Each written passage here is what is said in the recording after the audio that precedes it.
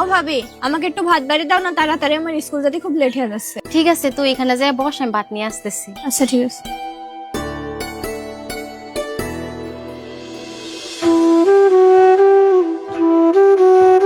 এই নে, ভাতটা খেয়ে নে।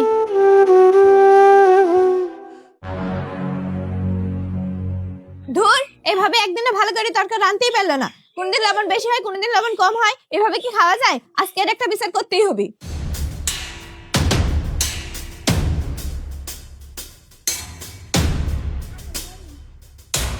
ও মা, এই ভাবি তরকারিতে একদিন লবণ বেশি দেয়, একদিন লবণ কম দেয়, তুমি ভাবি কিছু বলতে পারো না?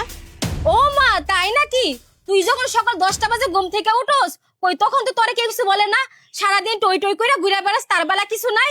কোনো কাজ করস না, কিছু করস না, তোর যখন যা মন চায় তুই তাই করস, তার বেলা কিছু নাই? আর তুই কিনা তোর বাবির নামে আমার কাছে নালিশ দিতে আইসুস? তুমি আমার সাথে এমন ব্যবহার করছো, মনে হচ্ছে আমি তোমার নিজের মেয়ে না, একদম আপন শত্রু। তুই যেমন আমার মেয়ে, তোর বাবি কারো না কারো মেয়ে। এভাবে যদি তুই তোর বাবির পিছে পড়ে থাকস, আর আমি যদি তোর বাবির পিছনে পড়ে থাকি, তাহলে ওই বেচারে কি শ্বশুর বাড়িতে সংসার করতে পারবে? বেয়াদব মেয়ে, একটা মেয়ে হয়ে তুই একটা মেয়ের পিছনে পড়ে থাকস, আর এইসব আমার সামনে কখনো বলবি না। যা, তুই আমার সামনে তো চলে যা, যা। মা, তুমি ওরে বকলা কেন? হয়তোবা তরকারি ভালো হয় নাই, এর জন্য ও খেতে পারে নাই, তাই তোমার কাছে বলতে আইছে। তার জন্য তুমি ওরে বকবা? আরে বৌমা, তুমি ওর সম্বন্ধে আমার কাছে কিছু বললো না।